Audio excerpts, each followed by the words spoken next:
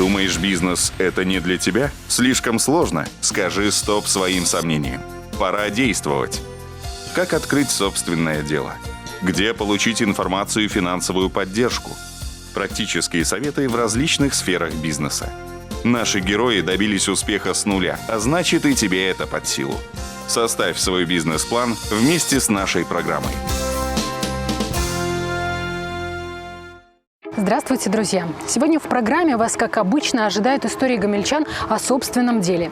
И прямо сейчас с опытом работы на себя с нами поделится хозяин частной столярной мастерской. О самых необычных заказах, о важности умения слышать себя и о том, почему он не боится конкуренции, расскажет Антон Гируц. Меня зовут Антон, моя фамилия Гируц. У меня своя частная мастерская, она столярная. Я делаю необычные изделия из дерева, в том числе изделия под заказ. Умение оно с детства. Я прям все это воочию видел, как это делается. У меня в распоряжении были топоры, ножи, не знаю, рашпили, напильники, то есть мне никто ничего не запрещал. Я брал в 5 лет топор, брал деревяшку и стоял, и как-то, как умею, себе топором выстругивал меч. В то же время видел все, как делает отец, дед. В общем, с детства я это вижу, для меня нет в этом никакой проблемы, мне не надо этому обучаться. Но самый первый шаг в деревообработке, друг мой одноклассник пригласил меня в Минск. Он там подрабатывал именно в такой столярной мастерской. Я тоже с радостью поехал, потому что пришел из армии, работы нету, зарабатывать деньги нужно. Поехал, поработал, понравилось. Потом наш друг из Гомеля, он нам позвонил и говорит: ребята, вы вот работаете с деревом, я знаю. Мне нужно сделать вывеску для бара. Это такое дно бочки. Мы поговорили с моим отцом, он нам выделил место, закупили материалы. Оборудование минимальное было для этого. Сделали вот такой свой совместный первый заказ, получили деньги. Рады были безмерно, что уже сами. Друг Леша, заказчик, тоже был доволен. И с этого все пошло.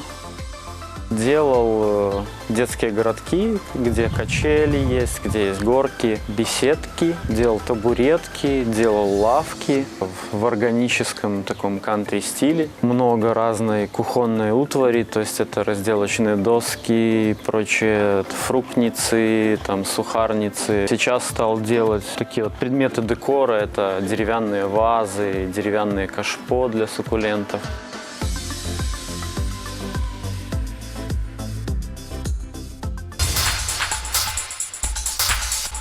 Заказчик – это такой состоятельный человек, который построил себе дом, грубо говоря, среди леса. И он захотел сделать деревянный детский городок. Причем это не просто там качелька и горка. Там должны были быть штанги, там должен был быть подвесной деревянный мост. Я посидел, денек подумал, порисовал. В итоге я придумал мишень для метания топоров, ножей, придумал мишень для стрельбы из лука, придумал штангу, у которой блины, они не железные, они из пней. Придумал, разработал, как будет подвешиваться подвесной мост, качели, всякие сетки. В общем, получился такой комплекс, где дети прям вообще могут творить все, что захотят. Сложный заказ, когда люди сложные. Был такой заказ, когда заказчик, он из Гомеля, заказал стол, привез мне все необходимые материалы. Я все то же самое разрисовал, мы все оговорили. Я делал этот стол, наверное, неделю, там все соединения, они все такие толковые, то есть сделал все по, так скажем, по совести, хорошо. Проходит буквально неделя, он мне звонит и говорит: нужно стол переделать, он мне не подходит. Я говорю: а почему? Он говорит: ну вот столешница по ширине не хватает 5 сантиметров. И со своей точки зрения мне начал объяснять, что это все просто. В итоге получилось так, что оказалось непросто. Я переделал весь стол, взамен у него забрал тот стол, который ему сделал. И это сложно вот с людьми, которые, скажем, в столярном деле не понимают, но очень настойчиво требуют свое.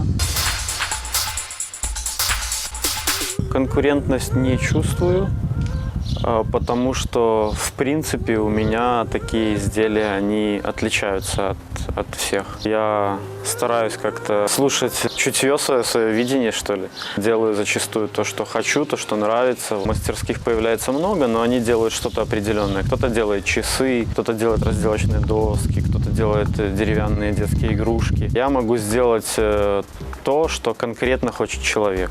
Там, допустим, он хочет себе стол, но чтобы этот стол был, не знаю, на куриной ноге. Я могу это сделать. Я могу нарисовать эскиз, разработать дизайн, договориться, предложить. Могу, в конце концов, найти корягу под это. Поэтому, наверное, как таковой конкуренции у меня нету. Чтобы открыть свою мастерскую, первое, что нужно желание. Должны быть умения, какие-то навыки, опыт. Это второе. Должны быть обязательно минимальные инструменты. Неважно, это ручной инструмент, это электроинструмент. Все, что для этого необходимо. И должно быть место. Остальное это все дело наживное. Всегда есть планы на какое-то масштабирование, на какую-то стратегию, что будет более востребовано, что будет продаваться, в конце концов, дороже, что будет продаваться не только в Беларуси, допустим. Чтобы это все реализовать, нужна определенная смелость. Всегда, наверное, всех это останавливает. Поэтому очень сильно успешные люди, они отличаются от всех, от большинства тем, что они берут и делают, и не боятся. В общем, совет основной, чтобы не было никаких страхов. Это не значит, что нужно быть безрассудным и творить все, что угодно. Это значит, что не нужно никаких себе выстраивать преград в голове. Действовать, пускай по чуть-чуть. Нужно слушать себя. И когда ты делаешь то, что тебе нравится и хочется, то это всегда в радость. Всегда на это есть силы. Всегда от этого еще и дополнительные силы получаешь, вдохновение, в конце концов. Наш следующий герой – предприниматель с 20-летним стажем. Однако речь пойдет не об этом. Евгений Рябиков расскажет о своей бизнес-идее, которая в будущем может стать самостоятельным прибыльным делом. И эта информация наверняка будет полезна предприимчивым жителям нашего региона. Ведь ниша здорового питания, о которой как раз-таки и пойдет речь, у нас пока практически не занята. Так что смотрим и берем на заметку.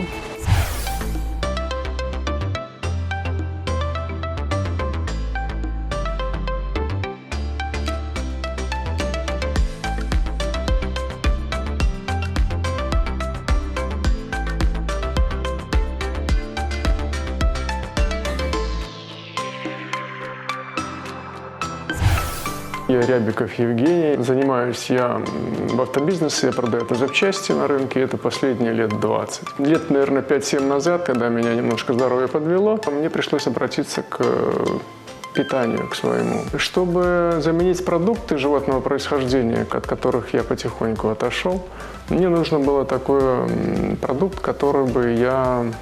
Свое тело питалось, там все были аминокислоты, жирные кислоты и так далее. И очень меня запало в душу масло растительное, которое холодного отжима. Сначала я в магазине использовал его, а потом я нашел выход. Человек делает бочонки такие деревянные в России.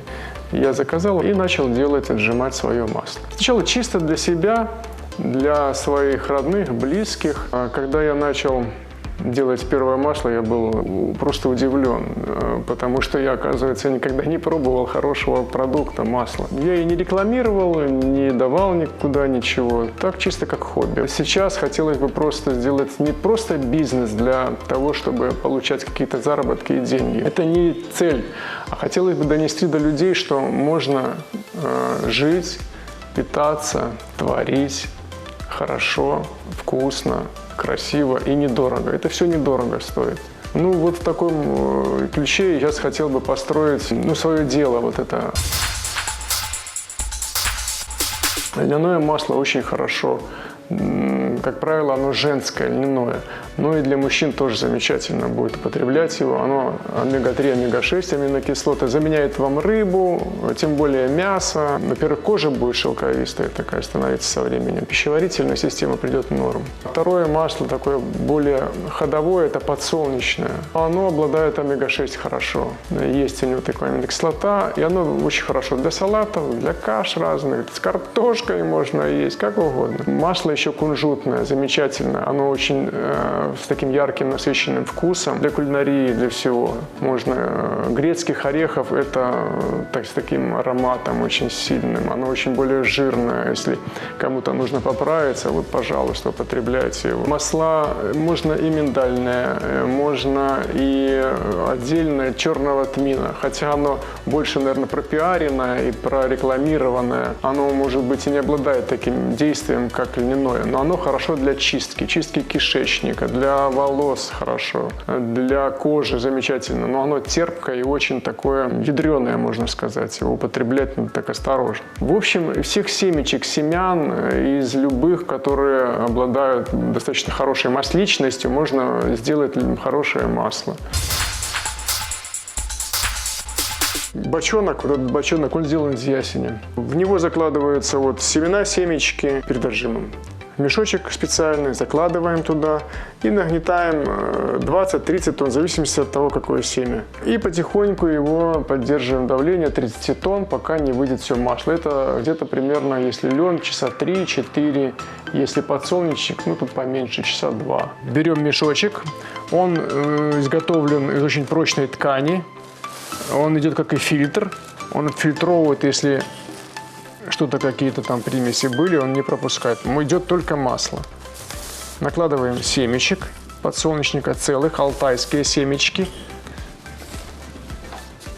Этот мешочек с семечками уже кладем в бочонок.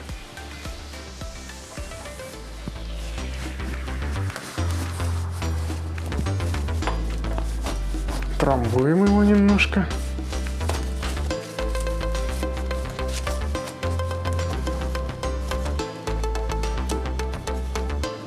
Все, и можем его уже начинать отжимать. Вот так. Я хочу сделать муку просто. Просто брать зерно, цельное зерно, и его делать муку. Делать крупку такую, как мюсли. Делать можно, вот остается отжим из семечек, из семян. Из него можно делать халву. Плюс я очень люблю лес. Я люблю природу.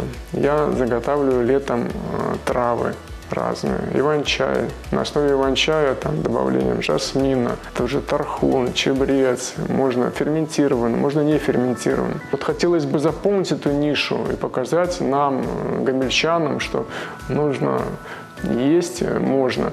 И можно делать бизнес. Про бизнес вообще, молодежь говорит, работы нет.